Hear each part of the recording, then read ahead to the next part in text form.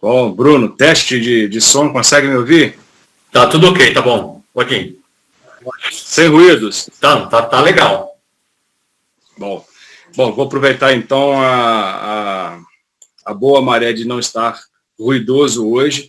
Bom, pessoal, eu agradeço a todos que estão presentes hoje com a palestra do autor Ilko Minev, grande autor amazonense, que nos prestigiará hoje no encerramento do encontro da cultura judaica em Juiz de Fora, Minas Gerais, e breve no Pará.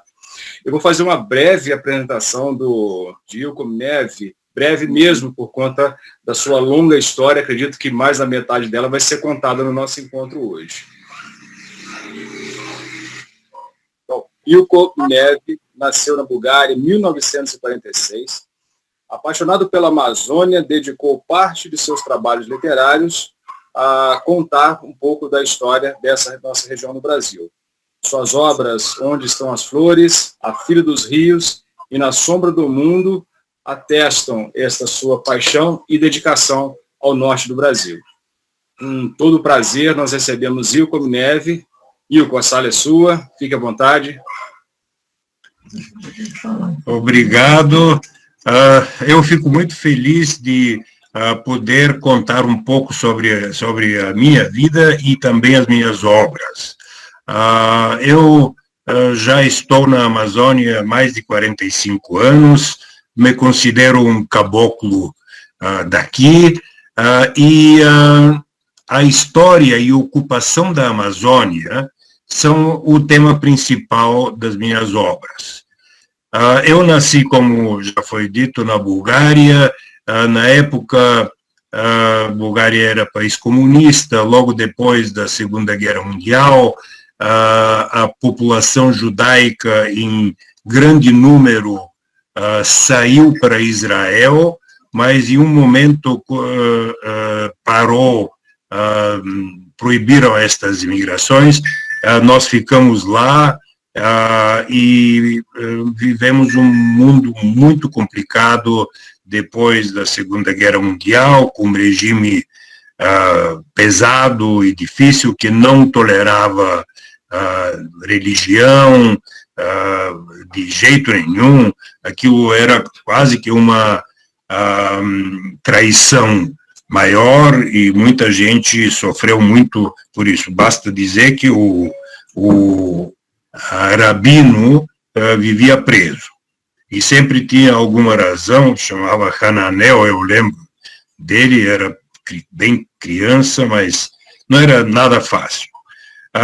Nos anos, final dos anos 60, eu estava estudando, era estudante e me aproximei a alguns dissidentes que acabaram sendo presos.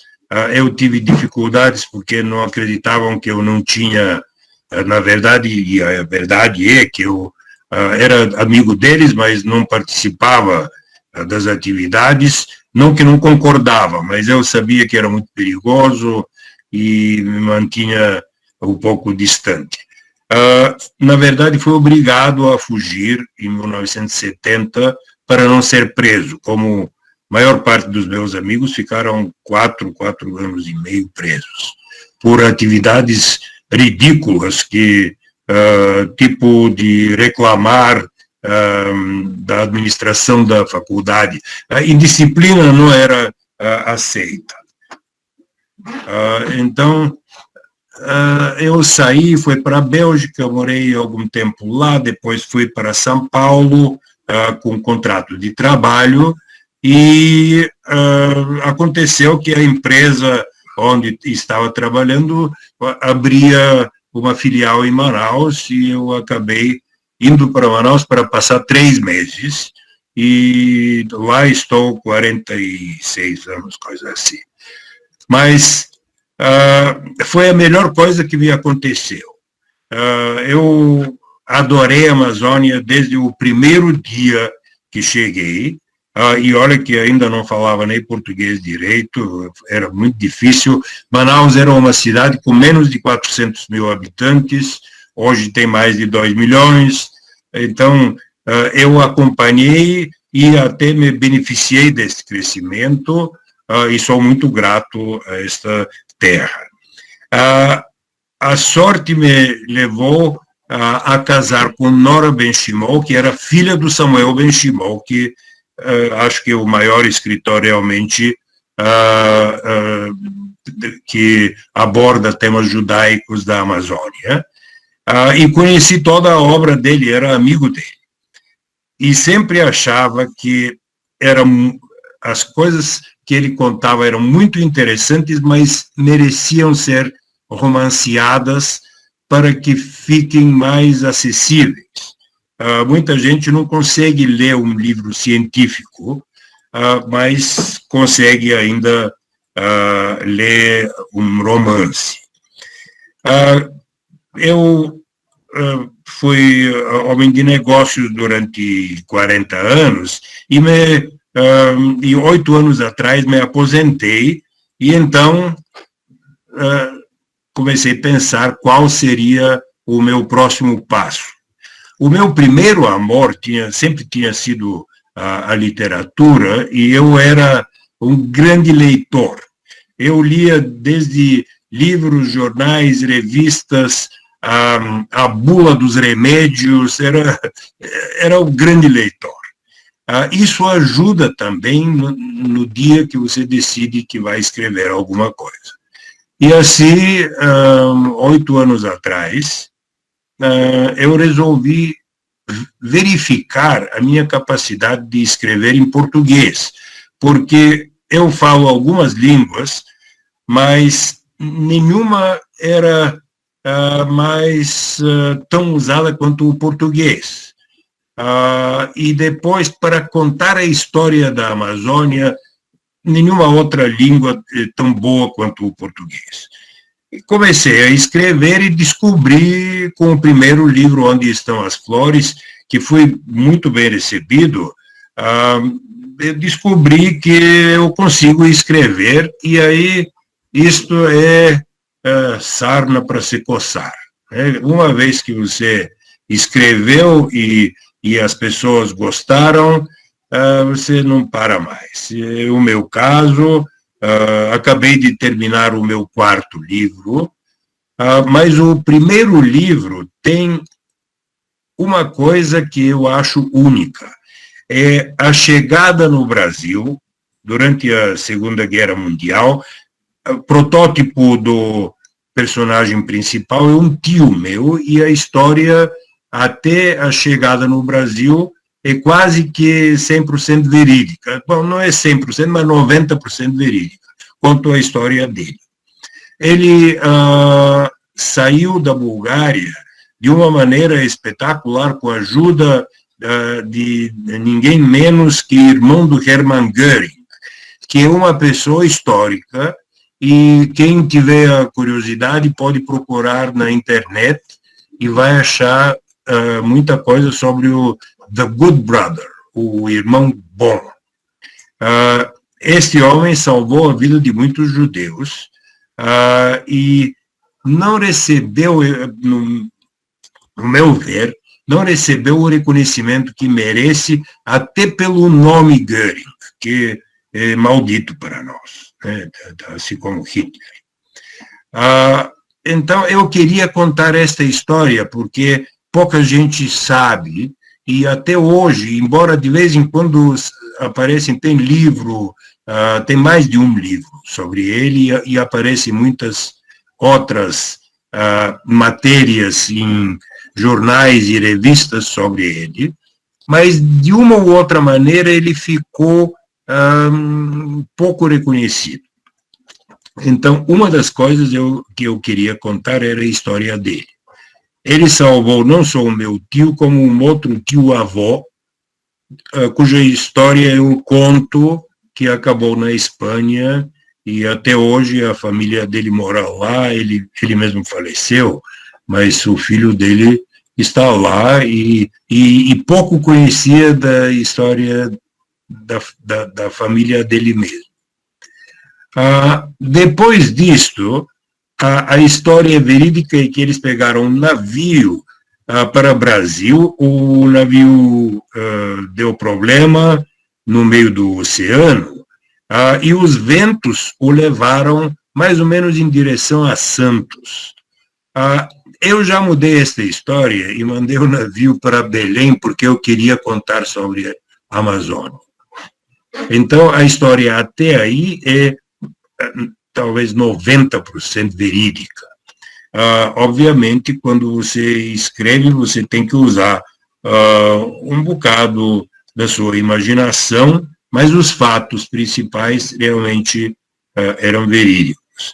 Aí eu estudei sobre a comunidade judaica de Belém, daquela época, então, depois a comunidade de Manaus, mas não só judaica, da história das cidades, e aí começa a segunda parte da saga, que é quando eles chegam já depois de Belém, em Manaus. Eu aproveitei para mostrar um pouco de Belém, e pelo jeito tem gente que gostou.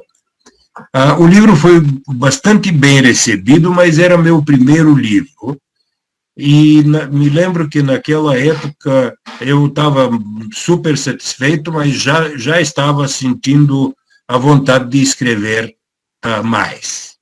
E perguntei a um conhecido escritor brasileiro, que se tornou meu amigo, perguntou como é que eu realmente me torno escritor. E ele me disse uma coisa que nunca vou esquecer: escrevendo.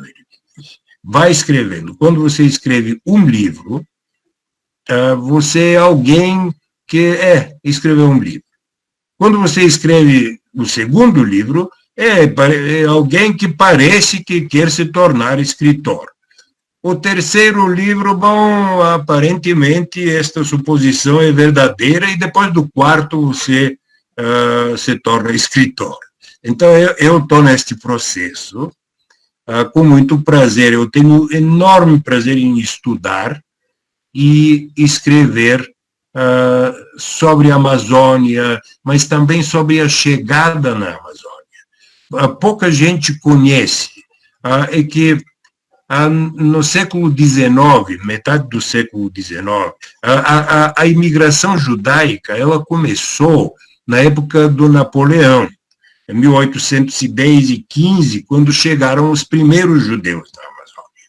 E há explicações por que a Amazônia se tornou tão interessante para eles. Por um lado, a realidade em Marrocos não era uma maravilha. Tinha muitas doenças, a pobreza, dificuldades com as autoridades e com a população. Os judeus, em alguns anos, estavam um pouco melhor, mas nunca realmente conseguiram ter uma sociedade próspera lá. Ao mesmo tempo, no começo do século, um pouco depois do Napoleão, o que aconteceu foi que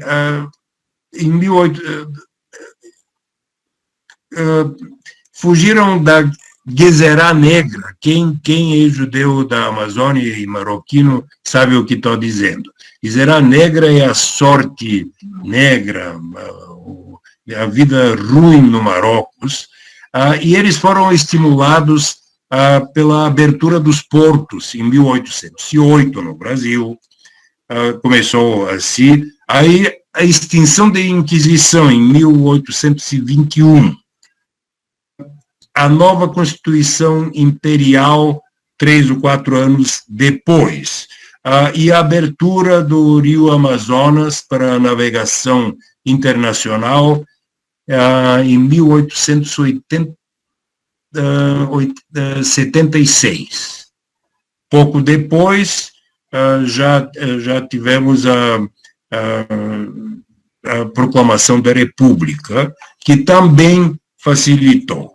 Também a liberdade religiosa, que já tinha no Brasil, ajudou.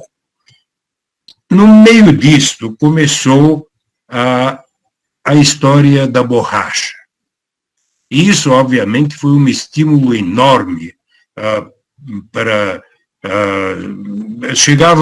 chegavam alguns jovens de Marrocos e, depois de alguns anos, conseguiam prosperar. A propaganda boca a boca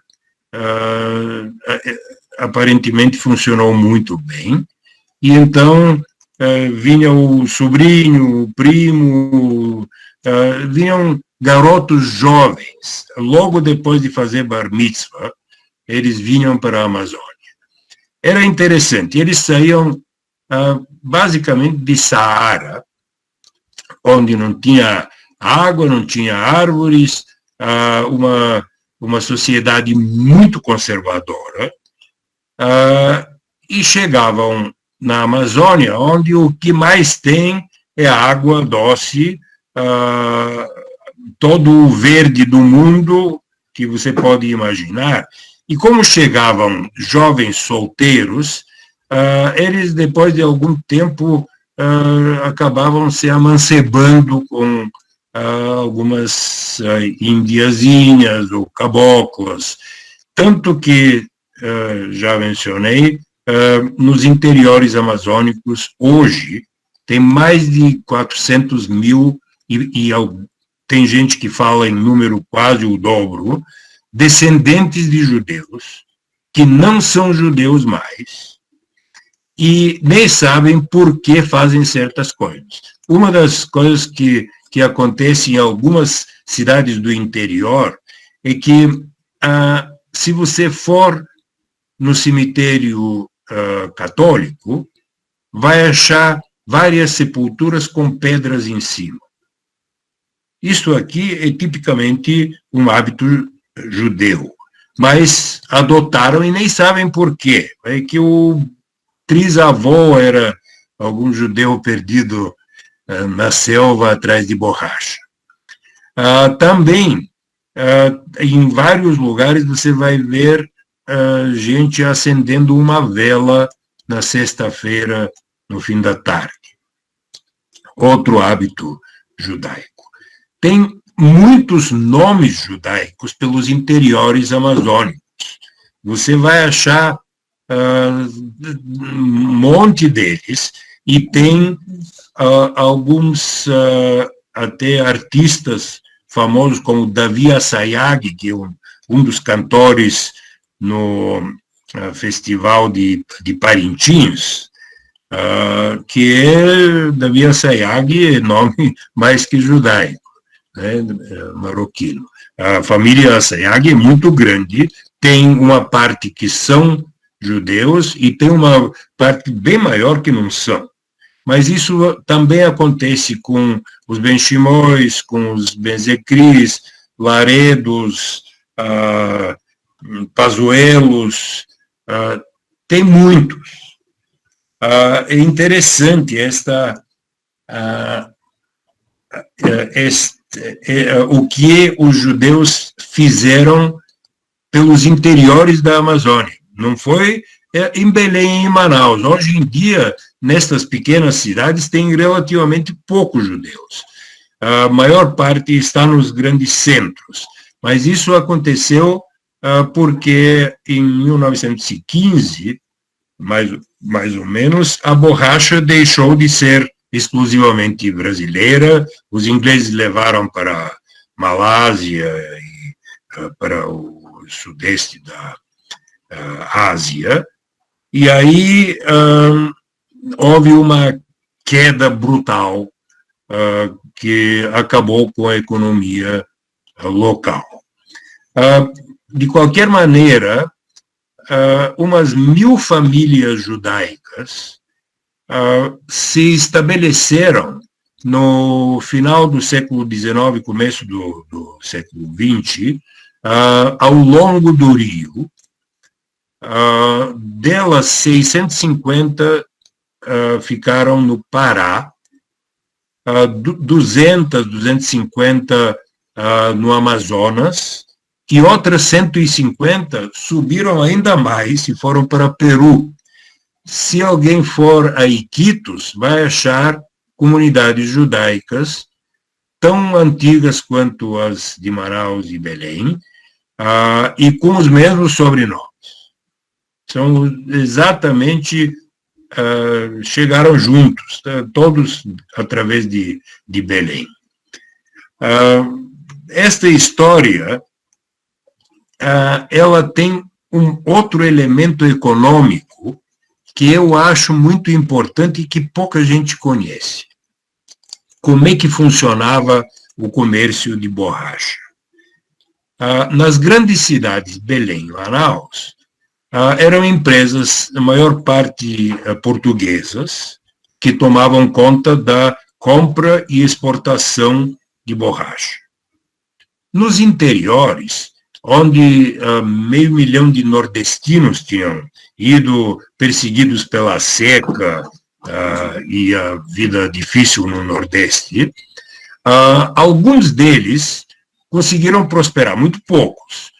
Muitos só se endividaram e perderam a vida, flechados pelos índios ou mordidos por cobras. Foi uma história muito pesada, mas eles eram os seringueiros, alguns deles se tornaram coronéis de barranco, conseguiram vencer as dificuldades e prosperaram. A maior parte não. Agora,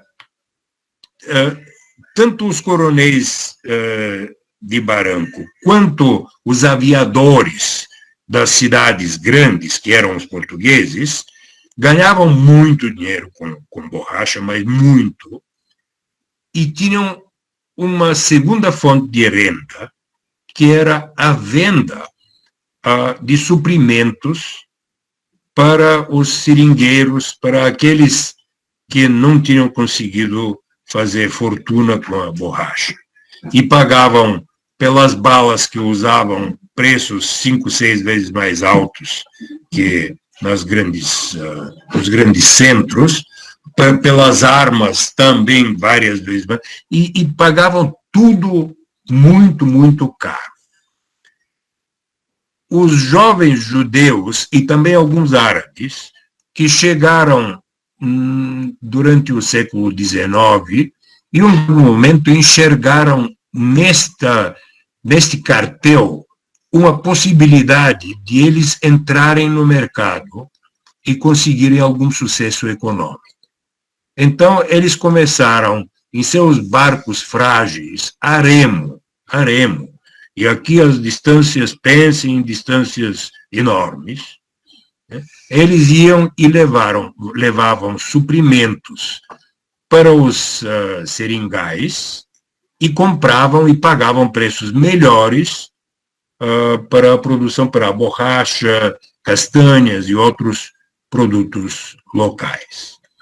Então, assim, uma grande parte dos judeus conseguiram prosperar, alguns realmente prosperaram bastante, mas eles fizeram uma coisa muito importante, eles quebraram o monopólio dos coronéis de barranco e os aviadores portugueses, aviadores é assim que são chamados eles aqui regionalmente, e conseguiram dar um fôlego para a população amazônica. Então, isto terminou mais ou menos entre 1915 e 1920. Depois, já teve um renascimento da borracha durante a Segunda Guerra Mundial, quando os americanos vieram para a Amazônia para se abastecer com borracha, porque não conseguiam mais receber borracha da Ásia. E então houve um momento de prosperidade, mas muito curto.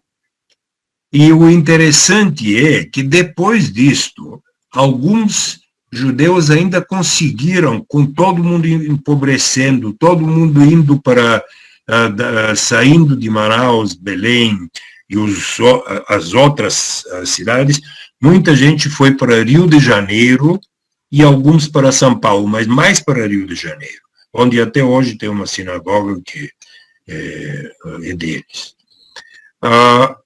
Mas teve alguns que conseguiram se sobressair. É muito interessante a história do seu Isaac Sabá, que com a renda de produtos regionais conseguiu construir uma refinaria.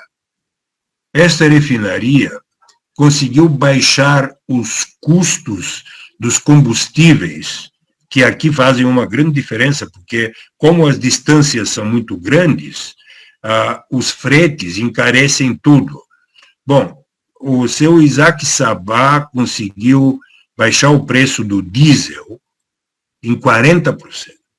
Imagine a diferença que isso fez. Então, mesmo nos tempos difíceis depois, teve alguns judeus que se destacaram. Mesmo nesta época apareceu Samuel Ben Shimon, que foi, além de escritor e professor, ele foi também um empresário importante, mas teve também seu Isaac Sabá, seu Isaac Ben Zekri, teve vários, né? E muitos se destacaram como médicos, professores e profissionais liberais. Então, a história é impressionante, a importância dos judeus nesta região que, entre todos os estados do norte, nós falamos da metade em território, da metade do território brasileiro. Então, neste enorme território, os judeus foram muito importantes e deixaram rastros. Eu fui para Amapá e quando fui olhar no porto, lá o Trapiche, Eliezer Levi, ele foi prefeito em 1930 e alguma coisa. Mas teve Itacoatiara aqui no Amazonas, também teve vários representantes nas cidades do interior, em Itacoatiara, Maués, mas também teve Breves, teve Óbitos, teve Cametá, com uma população judaica bastante expressiva e importante economicamente. Então, não falta histórias para contar sobre os judeus na Amazônia, e é uma coisa que pouca gente conhece. Será que respondi a pergunta?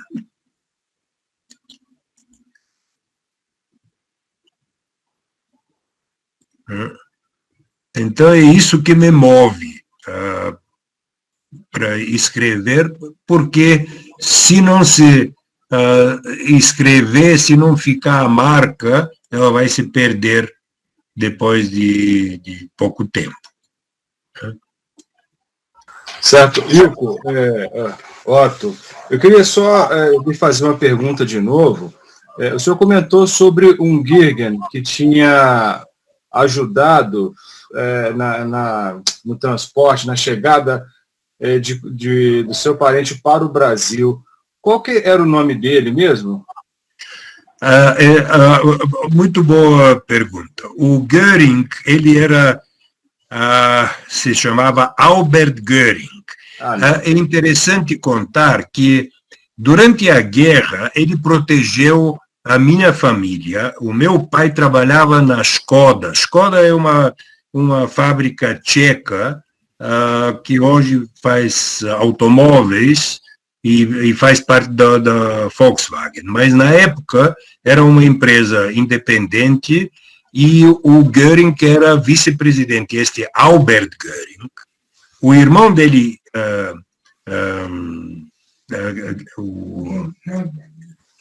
como é que é?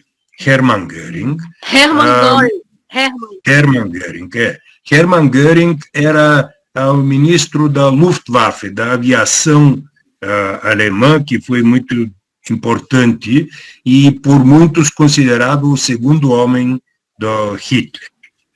E eu, quando comecei a escrever, eu me lembrava, meu pai falava dele, que tinha sido chefe do meu pai, se referia a ele como Sr. Göring. E eu não sabia o primeiro nome. Aí fui procurar, e também eu estava tão surpreso com a história, que me parecia mais importante que do Schindler, na verdade. Fui procurar, e quando entrei na internet, eu descobri que, na verdade, ele realmente muito conhecido e tinha feito várias coisas que eu não sabia, mas eu sabia que ele tinha salvo algumas centenas de judeus, que ele trazia da Tchequia, Hungria e Romênia para a Bulgária, e da Bulgária ele passava eles para a Turquia. Turquia era país independente. Uma vez que estavam na Turquia, às vezes ele ajudava ainda depois, mas uma vez na Turquia eles estavam salvos fisicamente. E a história também do meu tio, que foi ajudado por ele, é muito interessante. Ele foi para um campo de concentração, que na Bulgária era diferente que os campos na Polônia ou na Alemanha. Eram os búlgaros mesmo fizeram os seus campos, que eram campos de trabalho. E o incrível é que nós descobrimos, entre as coisas, quando o meu tio faleceu, nós descobrimos 9 rolos de um tipo Super 8, que era o formato que se filmava na época, e num destes filmes nós achamos uma gravação dentro do campo. Aí, estes filmes hoje estão no Museu do Holocausto em Washington. Meus primos, que são os donos disto, os doaram lá, e são um destaque lá. Eu sei que o Museu do Holocausto, eu acho que em Curitiba, tem cópias. E qualquer museu pode adquirir cópias destes filmes. Um realmente mostra o que acontecia dentro do campo, e os outros 8 basicamente mostram a vida judaica na Bulgária em 1938, por aí. E o museu quis ficar com eles também. Então, houve uma celebração, e nós fomos convidados, fomos no lançamento dos filmes lá. Então, o Lico, que eu descrevo, ele deixou ainda este legado, né, que, aliás, tem uma coisa curiosa. Tem outros filmes sobre os campos de concentração, mas nenhum foi feito por um judeu. Foram feitos pela Cruz Vermelha, por outras organizações. O único que foi feito por um judeu foi este que o Lico fez. Certo. Eu lhe fiz essa pergunta, Ilko, porque o Hermann Göring, ele trouxe para a minha cidade, aqui em Juiz de Fora, 41 famílias que foram guiadas, né, da Europa, ali entre Alemanha, Romênia, Polônia, e eles vieram aqui para a minha cidade, Juiz de Fora. Quando o senhor mencionou o sobrenome Göring, que é um sobrenome que ficou muito familiar para mim, eu fui logo conferir aqui e perguntei, e o senhor falou o segundo nome, que é o nome do irmão. E esse irmão chegou a fundar aqui na cidade, em novembro de 1941, uma fábrica. Essa fábrica abrigou essas 41 adultos, né, no caso. E ficou sendo um típico caso de uma lista de Schindler tupiniquim. Porque o que ele fez foi trazer essas pessoas para cá, lotaram dentro de uma fábrica, e eles ficaram aqui por 2 anos, né? Só que essa fábrica não foi para frente, porque a maioria dessas pessoas que vieram para cá não era a sua maioria judia, estava entre judeus e católicos, ou então até mesmo pessoas que é sem religião estabelecida, mas com conflitos políticos com a Alemanha nazista da época, mas em sua totalidade eram todos eruditos, aqui descreve, né, num breve trabalho, falam que alguns eram escritores, outros químicos, outros técnicos mais voltados a áreas artísticas, e que o seu trabalho numa fábrica não tinha nenhum produto estabelecido, né? Às vezes era tampa, às vezes era lataria, mas que não tiveram muito sucesso, depois cada um deles foi seguindo sua vida. E houve até a intervenção de Stefan Zweig para que eles pudessem ser lotados aqui no Sudeste, por exemplo, voltar a ter o seu ofício, né, como filósofos, sociólogos e por aí vai. E eu realmente fiquei assim, impactado em saber o quanto próximo são essas histórias, né? Bom, eu não, este particular eu não conhecia, mas realmente é impressionante que tem uma história que não é confirmada até hoje, que este Albert Göring, na verdade, diz que as más línguas dizem que ele é meio judeu. O pai dele deveria ter sido um judeu. A mãe teve um caso com a mãe do Hermann, teve um caso com um judeu, e aí nasceu Albert, que ajudou muitos judeus a se salvarem, e ele, quando Gestapo ia atrás dele, o irmão, que era super importante, conseguia salvar ele, mas ele realmente resolveu, fez muita gente salvar a vida. Bom, esta era uma das razões que me fizeram a escrever, porque eu sabia uma história que não é desconhecida, mas é pouco conhecida, né? Como tem outros fatos sobre a vida judaica na Amazônia, até poucos anos atrás, as pessoas em São Paulo, Rio de Janeiro, pouco sabiam, né?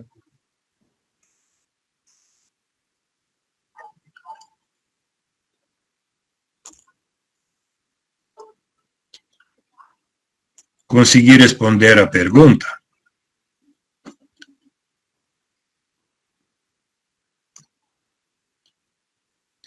Agora, tem uma outra história que eu acabei de escrever agora, ela também é interessante, mas conta a história no Amapá de uma expedição alemã em 1936-37, logo um pouquinho antes da Segunda Guerra Mundial, chegou uma equipe com um hidroavião, e quando eu fui atrás da história, eu achei perto de Laranjal do Jari, uma cidade no Amapá, eu achei um cemitério com uma cruz grande, mais de 3 metros de altura, com uma suástica. E eu olhei aquele negócio e disse, pô, aqui alguém morreu, e tem um nome, né? E tem uma história por trás. Aí foi procurar e descobri a história desta expedição.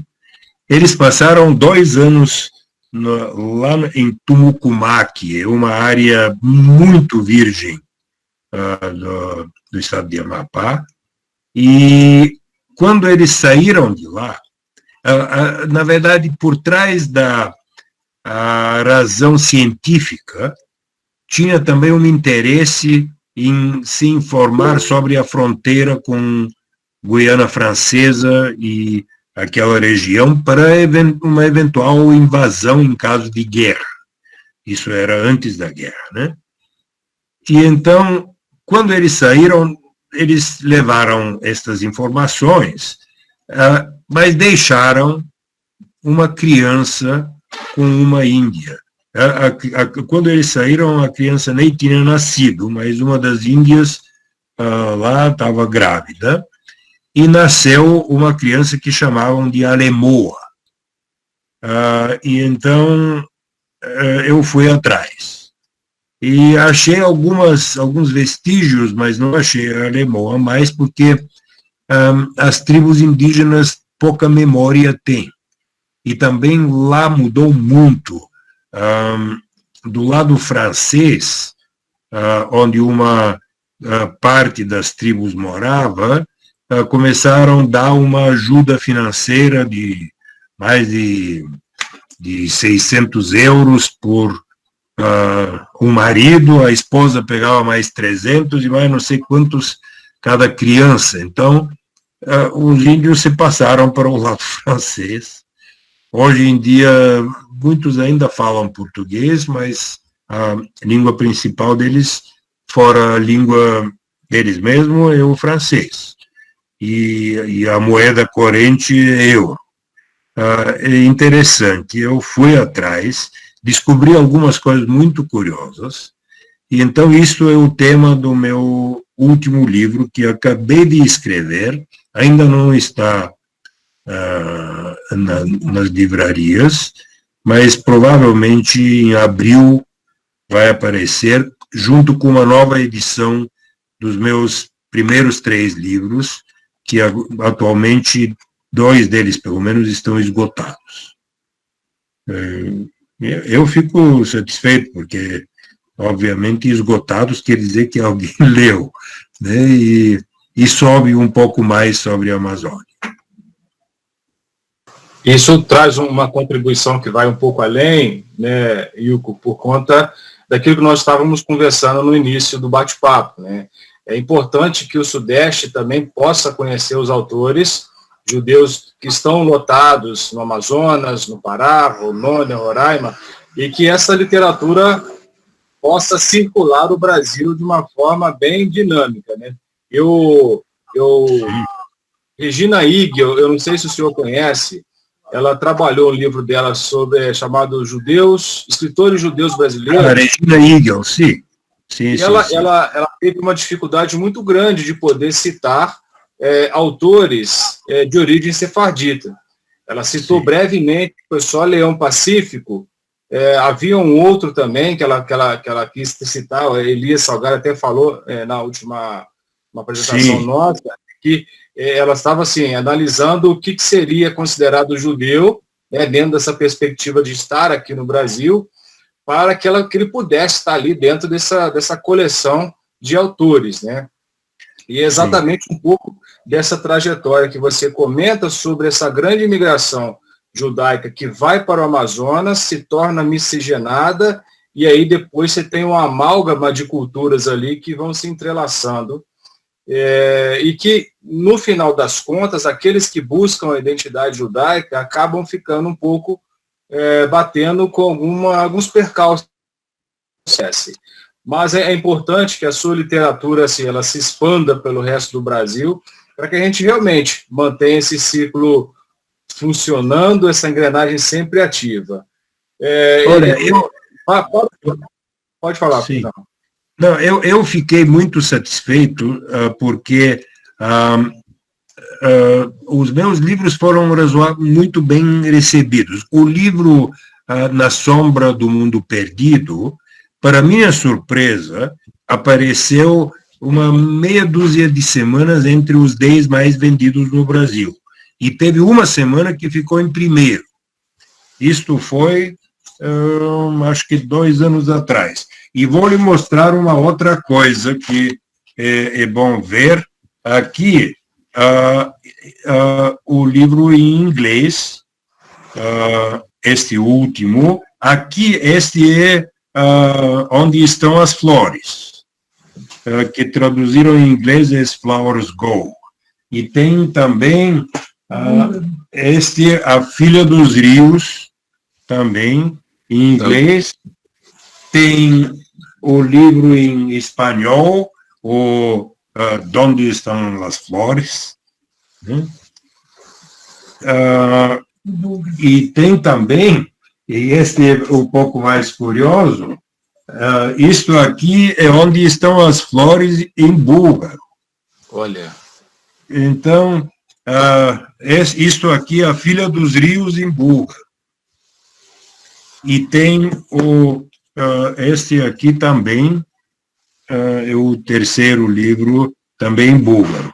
Então, houve uma aceitação bastante boa. Eu não sou do tipo de escritor que vai... veja bem, eu tenho 74 anos, comecei a escrever quando tinha 66. Então, a minha história é um pouco diferente que da maior parte dos escritores que escrevem como profissão. Eu estou fazendo como aposentado.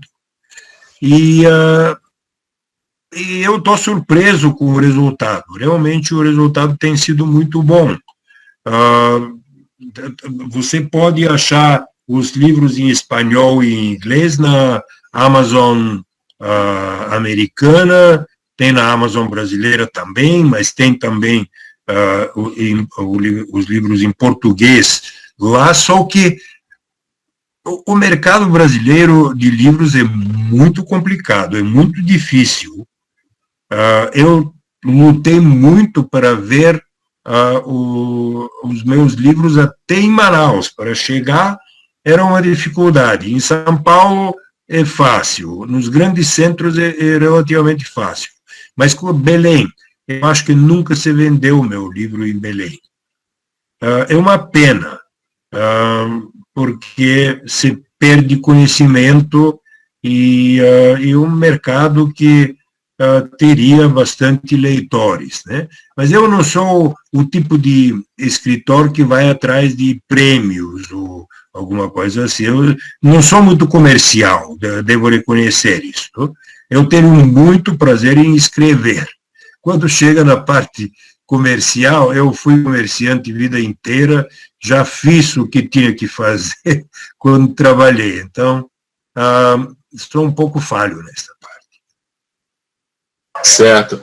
A Karine Sarraf, ela deixou uma pergunta. Karine, você quer falar a pergunta? O que é que eu leia?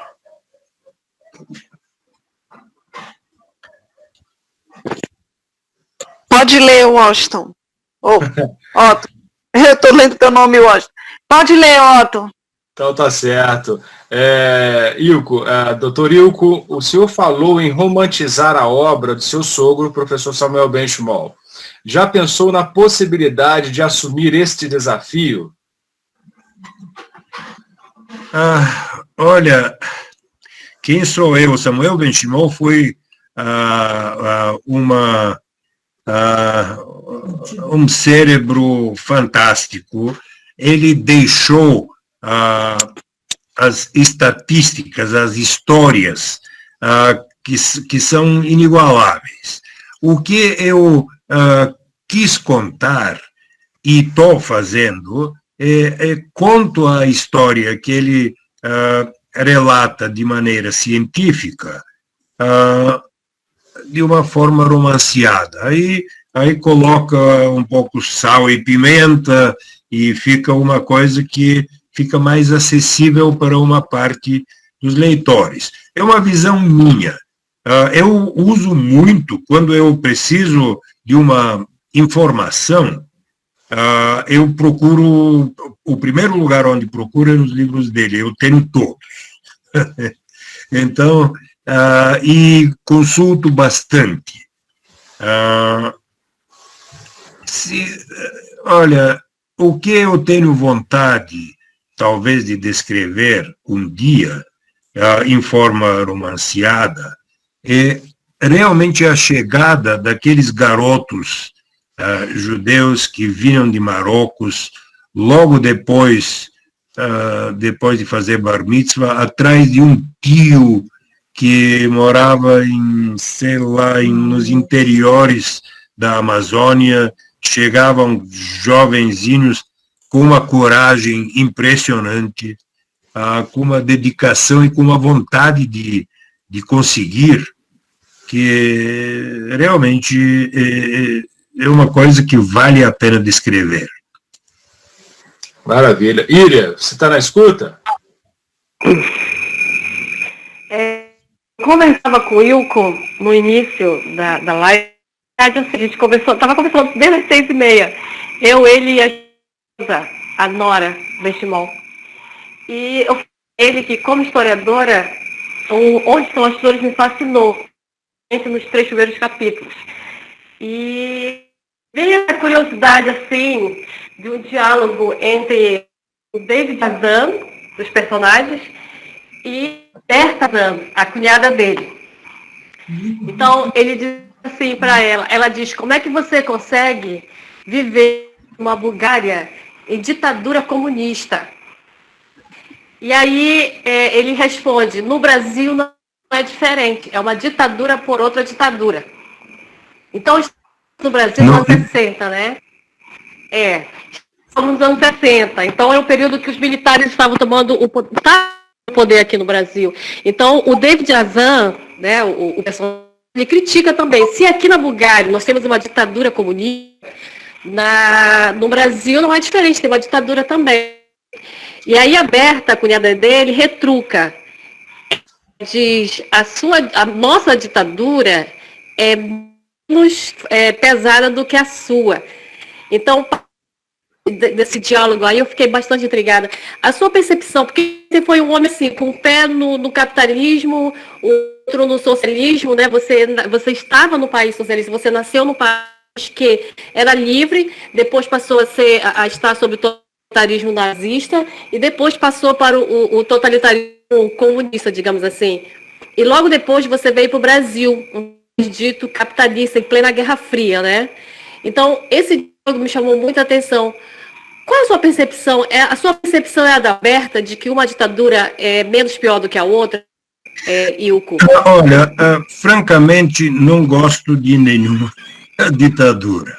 Eu acho que a ditadura realmente não é a solução para os problemas da humanidade. Ela agrava todos os problemas que existem. Agora, melhor não consigo achar qualidades em nenhuma delas. Agora, posso lhe contar uma coisa que, com os judeus, talvez para nós seja interessante. Eu vivi a Guerra dos 6 Dias, ainda eu morava na Bulgária, e exatamente estava começando a ter dificuldades lá, políticas lá.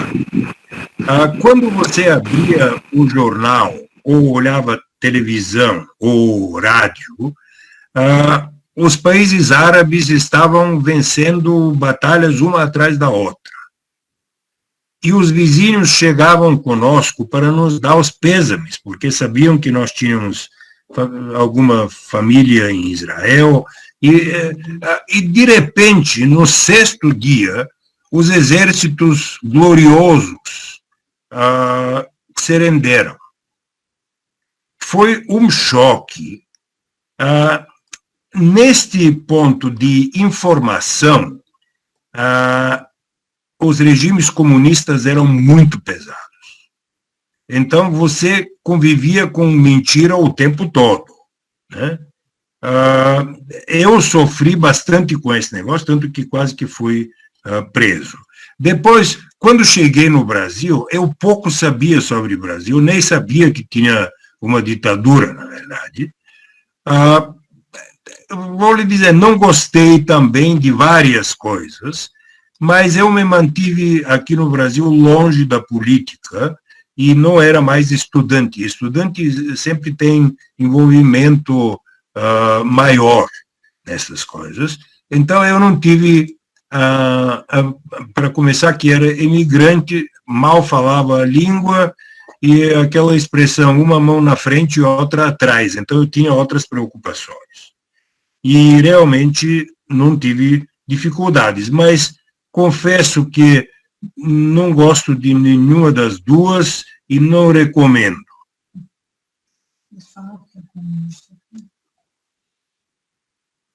Obrigada, Ilko.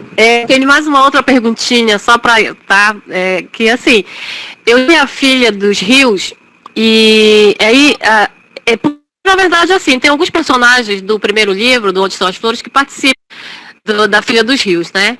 O Oleg, o David, eu acho que tá também, o Oleg. Então, eu queria saber, no primeiro livro, onde estão os personagens, a Berta e o Lico, eles chegam aqui na Amazônia e ficam perplexos, né? Perplexos, assim, há um choque cultural, de certa forma. Eles saem de um país, da Europa, né, europeu, e chegam aqui numa terra bastante exótica para eles. Então, tudo chama atenção, desde o cheiro até a culinária, né, de Belém, principalmente. Estou falando mais de Belém, né, porque me chamou a atenção a descrição de Belém, conversei com você sobre isso. E, então, na Filha dos Rios, já é o contrário. Uma Amazônia lá, você está bem familiarizado, descreve bastante, né, a Amazônia.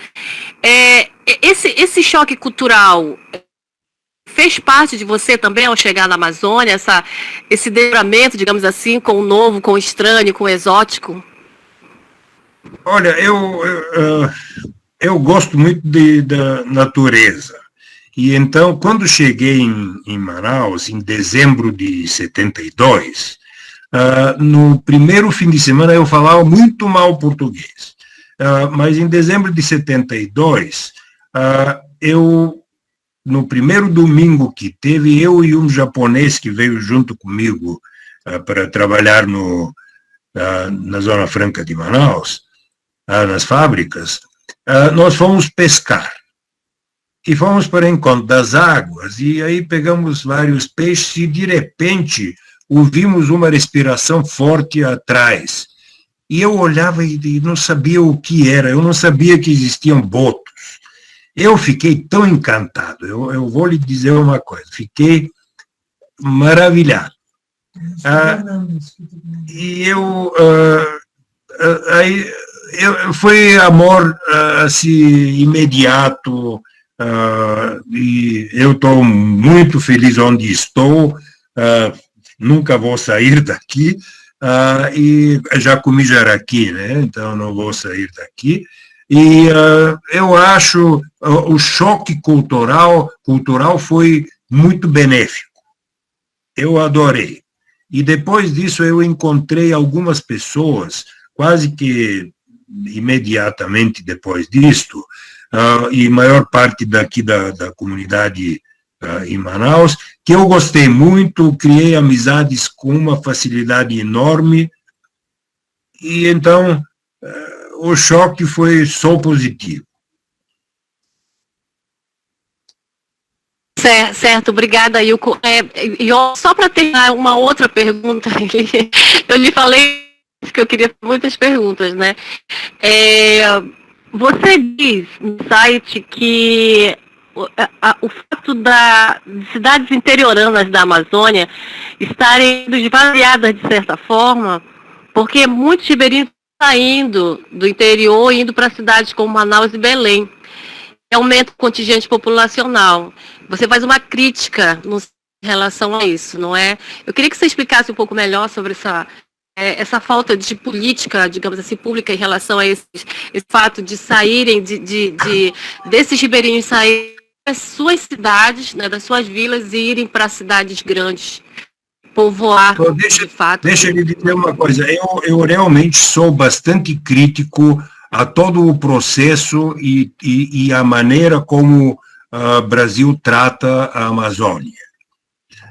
Eu acho que, primeiro, o Brasil sabe que a Amazônia é a joia da coroa, só que não sabe para que serve, e é olhado como um ônus, e, na verdade, é um bônus. Nós temos que achar um destino econômico para a Amazônia. Não é certo que a população amazônica vai ter tempo de vida muito menor que o resto da população brasileira, que não tem uma ocupação. Na verdade, se você hoje pretender fazer qualquer atividade econômica na Amazônia, vai receber um sonoro não. E não é por aí. Nós estamos vendo agora os problemas das queimadas e tal. O problema está sendo tratado de maneira errada. Nós estamos querendo apenas reprimir, e não vai por aí, porque tem que combinar esse negócio com as pessoas que moram aqui. Quem toca fogo somos nós, são as pessoas que moram aqui, é aquele que mora lá no meio do mato. Não pensem que só grandes empresas que tocam fogo para plantar soja, não. Estas aí, elas têm tratores, eles têm toda a tecnologia para fazer e esconder. Quem toca fogo é aquele que procura um processo barato e tradicional. Este é um método tradicional. Então, eu ando pelos interiores da Amazônia, eu vejo os fogos. São pequenos produtores, pequenos... tem até na cidade, o cara junta as folhas e o que ele vai fazer? Toca fogo. É fogo. Nós temos que combinar e ganhar a população para defender a Amazônia. Nós temos que plantar e não só dizer não toque, não faça. Por que não se faz reflorestamento de uma maneira decente? Por que na Amazônia não funciona o manejamento florestal que funciona no Japão, na Alemanha, nos Estados Unidos, em qualquer lugar, tem manejamento florestal e ele é benéfico. Tente fazer um projeto de beneficiamento, é possível, diz que sim, mas você não consegue as permissões, e quando começa a produzir, aí vem todo tipo de dificuldades. Eu sei porque eu ainda assessoro uma empresa que tem uma plantação de árvores de pau-rosa, plantação, que ela poda e daquilo produz o óleo que os melhores perfumes do mundo usavam. Agora não usam mais porque declararam que nós não sabemos promover os nossos produtos. A espécie está ameaçada. Mas o que vem daqui vem de uma plantação e não ameaça nenhuma árvore. Mesmo assim, eu vejo a empresa que faz esta exportação 2, 3 meses para conseguir licenças de uma coisa que é absolutamente lícita. O problema é que a burocracia brasileira é uma coisa terrível. Ela não quer saber de onde é que vão os salários dos brasileiros. É impressionante. Então, eu luto contra isso. Eu acho a política de dizer não faça nada, errada e é perdedora. Nenhum general ganhou uma guerra de partisãos. Neste momento, o Brasil está tendo uma guerra de partisãos contra os moradores da Amazônia. Então, não tem exército que vai conseguir, ele vem para tudo. Quando ele sai, taca-lhe fogo. Tem que fazer projetos para que isso pode ser feito, existem várias coisas que podem ser feitas, para se produzir, para se dar prosperidade a esta população. Tem 25 milhões de pessoas que moram na Amazônia. Tem uma única estrada que quer se fazer, diz que não vamos fazer, não queremos fazer, porque nós não conseguimos fiscalizar. Se não conseguem fiscalizar, o que vocês estão fazendo no governo? Né? Tem que fazer, fiscalizar, punir quem fizer errado e dar prêmio para aquele que faz certo. É a única maneira de salvar a Amazônia. Se nós formos pelo caminho, não, proíba, bota lá, escreve, como a história na nossa Constituição diz que todo mundo tem direito disso, aquilo e o terceiro. Só que ninguém consegue. Não é isso que nós queremos. Nós queremos salvar as árvores e não perdê-las porque alguém não usou a cabeça. A importância da floresta amazônica ela é enorme. Para terem uma ideia, a prosperidade de Mato Grosso e para o sul, das plantações de soja e tudo, eles dependem da água que é transportada pelos rios verticais amazônicos, porque cada árvore, ela processa, uma árvore de 20 metros de altura, ela praticamente lança na atmosfera uns 200 litros de água todos os dias. Essa umidade, ela é levantada e levada pelos ventos, geralmente em direção às Andes, que tem 5.000 metros de altura. Então, esta umidade, ela chega, bate nos Andes, uma parte cai lá em forma de chuva, e daí vem o rio Amazonas e outros rios, e uma parte é espelhada pelo maciço dos Andes e direcionado para o sul. Então, a umidade que vai para o sul e também para Pantanal, para Mato Grosso e tal, ela vem daqui. Então, nós precisamos salvar a nossa floresta, mas precisamos salvar não com palavras e com slogans políticos, nós precisamos realmente fazer alguma coisa para que aquele que toca fogo não tocar. E o Brasil não tem guardas florestais, nós temos menos guardas florestais que Finlândia. Como é que vai proteger? Sabe, eu olho o papo que vai sobre a Amazônia, sobre os fogos e tal, que me dá nojo.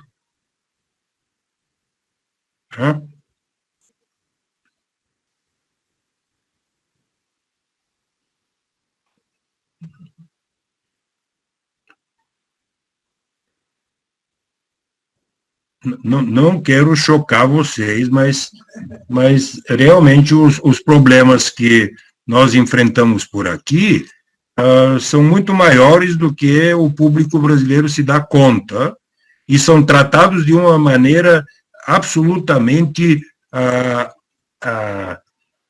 incapaz de resolver isso tanto pelo governo quanto pela oposição. Então, o que resta?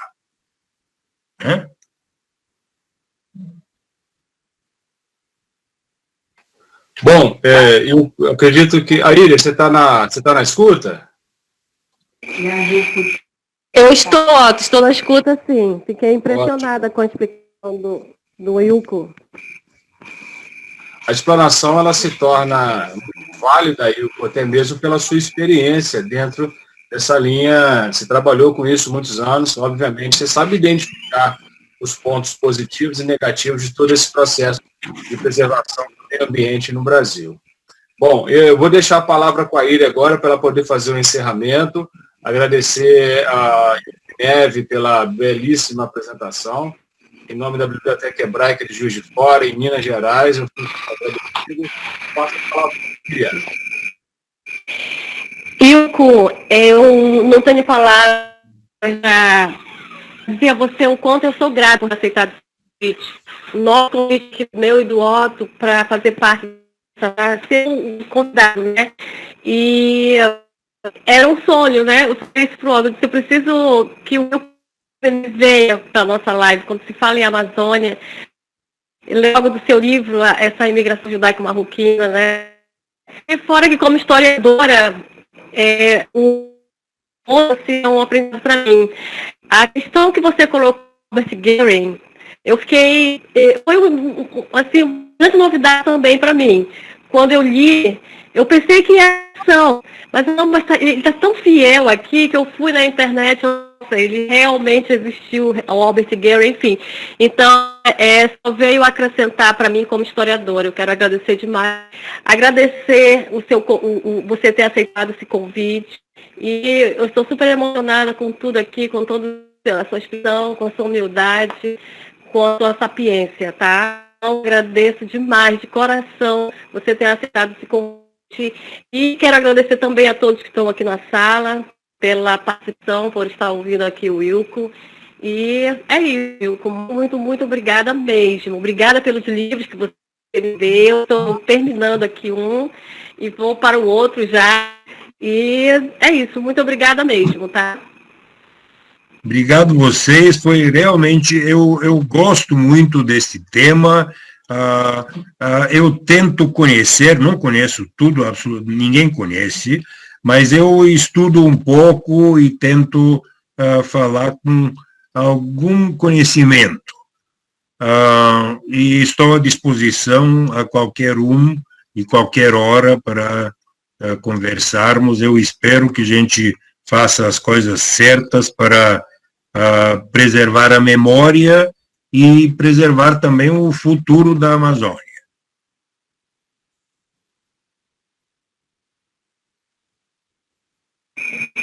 Muito bem, obrigada então a todos. Bom, Shabbat Shalom. Tudo de bom para vocês. Obrigada mesmo. Tchau, Ico. Prazer. Tchau. Tchau, prazer é meu. Obrigado a todos, pessoal. Samer. Tchau, Ico. Tchau. Obrigado pela atenção.